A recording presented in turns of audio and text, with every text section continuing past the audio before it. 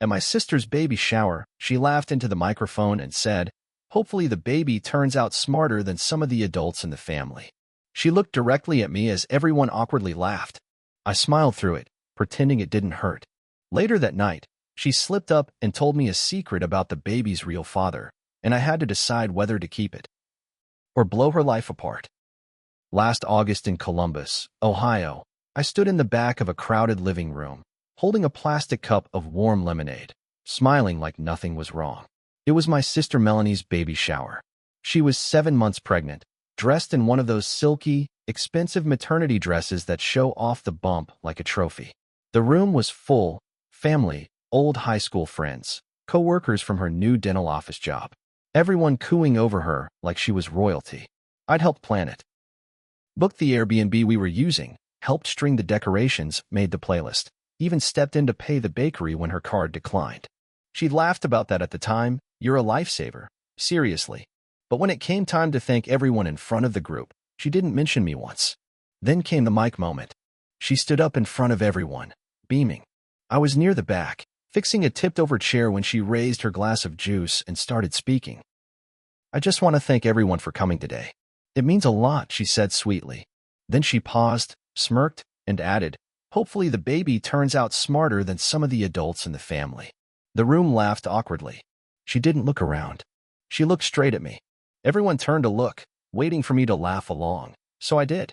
I smiled. I even clapped once. But inside, I felt like I'd been slapped. It wasn't the first time Melanie embarrassed me in front of people. She had a way of doing that, slipping in little insults and hiding them behind jokes. And every time I confronted her, she'd act like I was too sensitive. "You take everything so personally," she'd say. Or, "I'm just kidding. Don't be so uptight." People like her don't have to be cruel outright. They just have to push the knife in slow. Anyway, the party ended a little after 9. Most of the guests left. Jake, her boyfriend, left early too. Said he had a morning shift. I stayed behind to help clean because that's what I do. I always stay behind. I always help. And she knows it. She came back down from upstairs wearing one of Jake's t-shirts and some shorts, her belly low and full. She sat on the couch and kicked her feet up, sipping water. "Thanks for helping," she said casually. I was picking up crumpled napkins. "Yeah." She looked at me, then away. "About earlier, the joke. You know I wasn't trying to be mean, right?" I didn't answer right away. She added, "God, you're so touchy sometimes. It wasn't even about you." That was a lie. She knew it. I knew it. I forced a small laugh. "Right." She grinned. "I mean, it kinda was. But you know, in a loving way." My face went cold. I kept wiping down the counter. Then, out of nowhere, she said it. "I swear, if Jake ever finds out this baby isn't his, I'll have to fake my death or something." I froze. I turned slowly. "What?" She laughed, waving her hand like it was some casual slip. "Oh, please." "Like you haven't guessed. I'm not a saint." "Wait, are you serious?" She kept smiling. I was seeing someone else. It was only a couple of times. Around the time it happened, Jake was gone on that tech training in Pittsburgh. The other guy, well, he's not exactly available. "Married." She nodded. "With twins. His wife is one of my dental patients." "Isn't that a mess?" I just stared at her. She looked dead serious now. "You can't tell anyone." "No one. Not Mom, not Jake. I mean it. This baby is my whole future. Jake makes good money. We're finally moving out of this city. I'm not screwing that up over some dumb mistake." I opened my mouth, then closed it again. My heart was pounding. She leaned forward, her voice low and hard. "I mean it, my name. If this gets out, it won't just ruin me. It'll ruin everything. You wouldn't do that to your own sister, would you?" I didn't answer, because I was thinking about the way she laughed, the way she humiliated me, the way she always made me feel small. She had no idea that for the first time in my life, I was seriously considering blowing everything up. I didn't sleep that night. I laid in bed, staring at the ceiling, thinking about what Melanie said. Her voice kept playing in my head. "This baby is my whole future." "You wouldn't do that to your own sister, would you?" She said it like I owed her silence. Like she hadn't just spit in my face in front of our family and friends. Like she hadn't used me for months, free rides, babysitting her dog, running errands, while she built her fake perfect life. I went to work the next day exhausted. I kept playing out scenarios in my head. What if I told Jake? What would he do? Would he believe me? I didn't know. But something inside me had changed. I wasn't just hurt anymore. I was angry. That weekend, I went to Melanie's place to drop off some maternity clothes I'd borrowed from a coworker. She opened the door in a rush, phone in hand. She looked annoyed. You could have texted. I did, I said. She barely glanced at me before walking off. I stepped inside. Her house smelled like lavender and dust. Baby books stacked on the table. Ultrasound pics on the fridge. Jake's sneakers by the door. A life I had helped build, but never got credit for. I followed her into the living room. She was on FaceTime with her friend Bethany, one of those overly tan girls who pretended to love everyone but always had gossip ready. I sat quietly on the arm of the couch. That's when I heard it.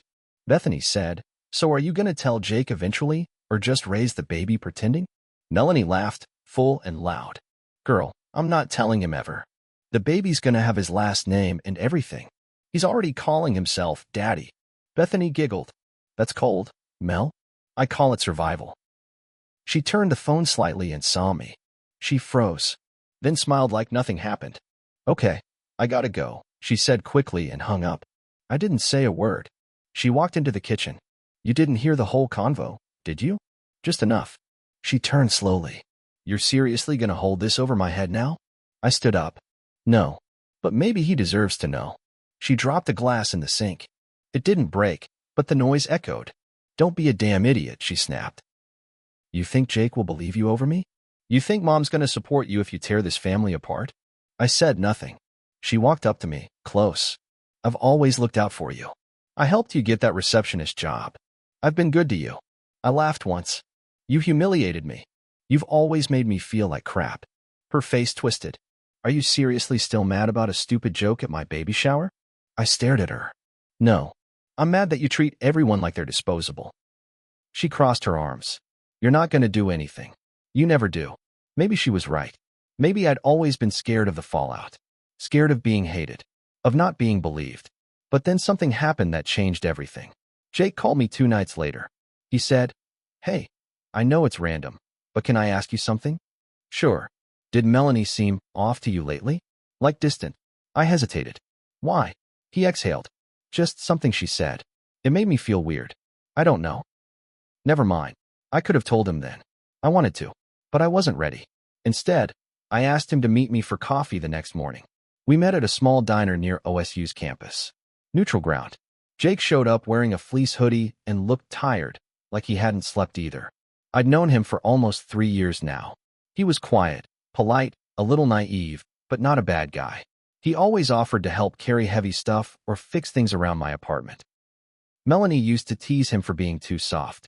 He ordered black coffee. I got tea I didn't even want. He leaned forward, elbows on the table. "Okay, don't think I'm crazy. But has Melanie ever said anything to you about not being sure about the baby?" I stared at him. He noticed. "She said something the other night while half asleep. She mumbled something like, 'It doesn't matter who the father is. Jake's the only one who cares.' I asked her what she meant, and she just rolled over and said she was dreaming." He rubbed his face. I didn't want to believe it. But then I remembered, she changed doctors suddenly. She threw away one of the early ultrasound prints. She said she didn't like how her hair looked in the photo. Who throws away something like that? I opened my mouth, but nothing came out. He was halfway there. He just needed a push. "Jake," I said quietly. "What if I told you there's a reason she's acting like this?" His eyes locked on mine. "Are you saying she lied to me?" I hesitated. "I'm saying she told me something she shouldn't have. And I didn't ask to know it, but now I do." He leaned back. "Who's the real father?" I couldn't say the name. I didn't know the guy, but I told him the truth. She was seeing someone else around the time she got pregnant. He's married. His wife goes to the dental office too. That's why Melanie panicked. "She's been lying to you ever since." He didn't speak for a full minute. His hands started shaking. Then he asked, "Why didn't you tell me sooner?" "Because I wasn't sure you'd believe me." He nodded slowly. "I do." After that, things moved fast. Jake didn't confront her right away. He played it smart. He waited a few days, acted normal, pretended he didn't know. Then he told her he scheduled a private DNA test, just for fun, to put in the baby book. Melanie freaked out. She screamed at him, accused him of being paranoid. That's when he knew for sure. Then the biggest twist came from someone I didn't expect, Mom. She called me one night, her voice tight. Did you say something to Jake? I hesitated. Why? She was dead quiet for a moment, then said, Melanie just showed up here crying. She said Jake's leaving. She said you ruined everything. I didn't respond. Mom's voice broke. Is it true? Is the baby not his? I finally said, she told me he's not. I didn't lie. I didn't twist it. She admitted it. Another pause. Then Mom said something that hit harder than I expected. You didn't need to destroy your sister's life to get revenge. I hung up on her. For the first time, I wasn't going to carry someone else's shame. I wasn't going to let them dump it on me and smile like it didn't hurt. But I had no idea Melanie was about to strike back, in the most calculated, petty way imaginable. A week after the fallout, things were quiet. Too quiet. Jake moved out.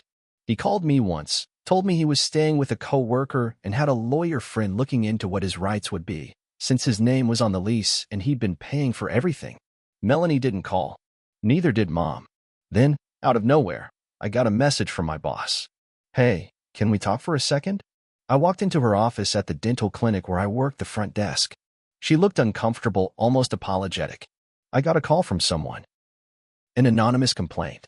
About you. I blinked. What kind of complaint? She hesitated. They said you've been sharing private patient information, that you're gossiping about people, specifically about someone's husband being involved in something inappropriate. I felt my stomach drop. There was only one person who would say that. I kept my voice steady. That's not true. I didn't think so, my boss said, but I have to take it seriously. I'll need to pull the phone logs and monitor everything this week. I nodded. Understood. As soon as I left her office, I went outside and sat in my car. My hands were shaking again, but this time it wasn't from guilt. It was from pure rage. Melanie wasn't just deflecting. She was trying to destroy my job, my reputation. She knew I worked at the front desk. She knew how fragile those jobs could be. She wanted to paint me as bitter and unprofessional so nobody would take me seriously if I said anything else. I pulled out my phone and texted her. Me, really? You're trying to get me fired now. She replied 3 dots. Then, Melanie, actions have consequences. I stared at those 3 words. I wanted to scream. But then, I had an idea.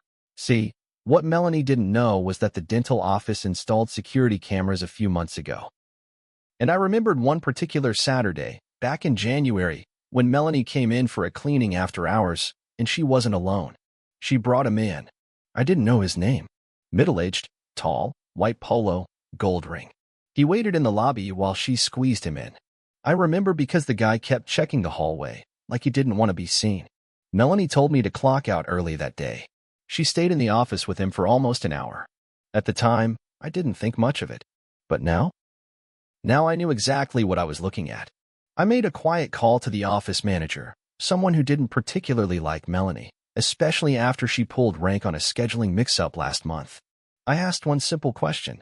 Hey, did the lobby cameras keep footage from January? She said yes. I asked her to check a specific Saturday for a weird visit. An hour later, she texted back. Oh yeah, weirdest damn thing. Want me to email you a clip? I said yes. When I got that video, I watched it 10 times. Melanie escorting that man in, her glancing around nervously, him sitting far from the camera, covering his face when someone walked by the window. I saved it to 3 different drives. One copy on my laptop, one on a USB I kept in my glove box, and one sent to Jake, without a single word attached. 2 hours later, Jake called me. He was breathing hard. That's him, isn't it? I didn't answer. He said, that's her patient's husband. I said, yeah. He went quiet. Then, I'm going to ruin her. But Melanie wasn't done yet either, because just when I thought I had her backed into a corner, she did something that caught me completely off guard. She showed up at my apartment, crying, holding a folder. I opened the door and there she was, Melanie. Her makeup was smudged, her eyes red. She was holding a folder and a small overnight bag. For a second, I thought she looked like a stranger. I need to talk, she said. I didn't move. Didn't say anything. Just stood there, letting her feel the weight of her choices. Finally, I stepped aside and let her in. She walked straight to the kitchen table and dropped the folder down like it was heavy. I want to tell you something, she said, voice shaking. But you have to promise not to interrupt. I sat across from her. I didn't promise anything. She took a breath. That guy, the one I was seeing, his name is Darren. He's married to one of the patients, like I told you. It wasn't serious. It wasn't love. I was stupid. It was about power. He gave me things. Compliments. Attention. He said he was leaving his wife. He wasn't. She swallowed hard. I got pregnant. He freaked. Said it couldn't be his. He wanted nothing to do with it. I panicked. Jake was safe. Good. He wanted to be a dad. So I let him believe it. I said nothing. She wiped her eyes. But I didn't plan for you to find out. And I sure as hell didn't plan for you to tell him. That wrecked everything. I didn't wreck anything, I said. You did. Her voice rose. I made one mistake. You burned down my whole life for it. I leaned forward. You made 100 mistakes. That my comment? The way you've treated me for years? You used me. You walked over me every chance you got. This isn't about the baby, Melanie. It's about who you are. She looked like she wanted to scream, but instead, she opened the folder and slid it across the table. It was a paternity test. Results included. Not Jake's. Not Darren's either. I looked at her, confused. She broke. After Darren bailed, I slept with someone else. Once. At a party. It was stupid. I didn't even know his last name. I thought maybe it was Darren's because the timing made more sense, but she trailed off. The baby didn't belong to either man. No one knows who the father is, she whispered. Not even me. I stared at her, and for a second, I actually felt sorry for her. Then I remembered what she tried to do to me. The job. The fake complaint. The way she turned Mom against me. Why are you here? I asked. She looked at me like a cornered animal. Because I have nowhere else to go. I laughed. I actually laughed. You think I'm going to let you stay here after what you did? She broke down. Full sobbing now. I don't know what to do. Jake's gone. Darren blocked me. Mom says I need to fix things with you or she's cutting me off too. I don't have any friends left. Nobody wants to deal with me now. I stood up and walked to the door. Leave.